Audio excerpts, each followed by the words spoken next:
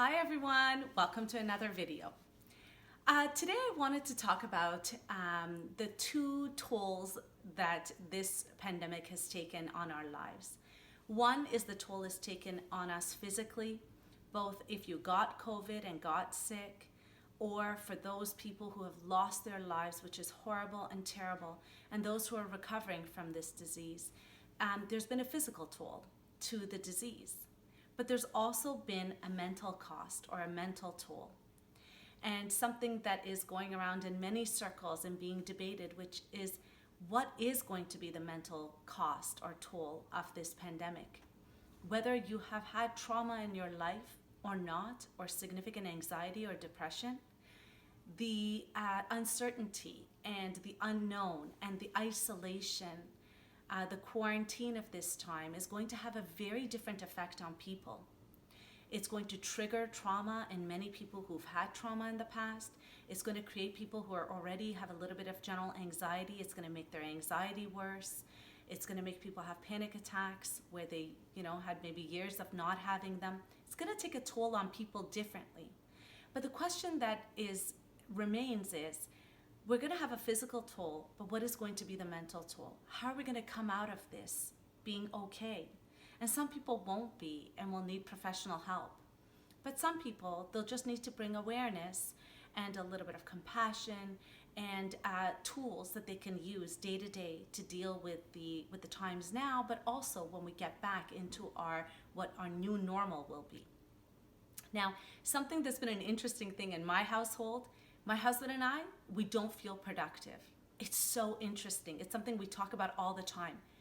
We don't feel productive. We don't feel like we're doing enough. And it's interesting because there's an emotional exhaustion that's come with the pandemic. And what's happened is many people feel quite emotionally exhausted.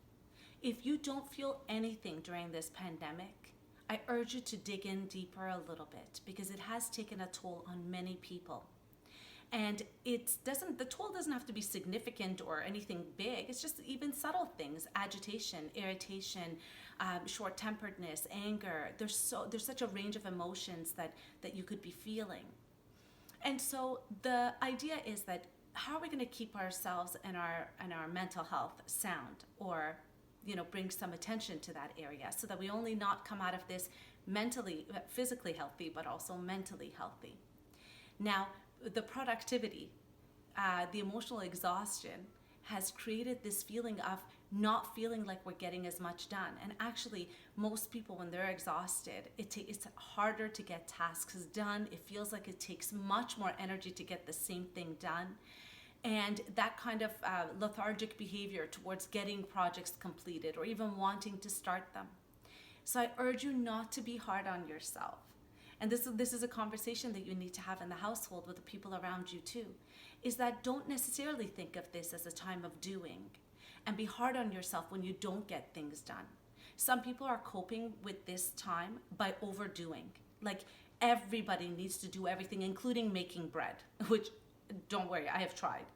But we just feel like we need to constantly be doing, and we don't. And so this is something important, not to be hard on yourself if you don't feel super productive. It is okay. That urge to constantly want to do and want to be productive, it has its toll. It takes its toll.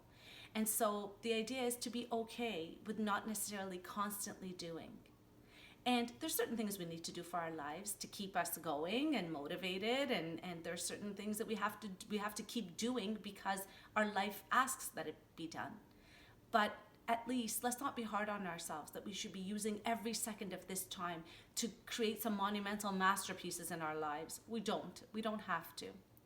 And that quiet time is actually giving us an opportunity to really touch into parts of our lives that for many, many months or years we have ignored. So I'm going to take this opportunity not to be hard on myself for not doing, and I hope you do too. And let's keep in mind that we need to support the mental health of ourselves and those people we love around us. Thank you so much, and I'll see you tomorrow.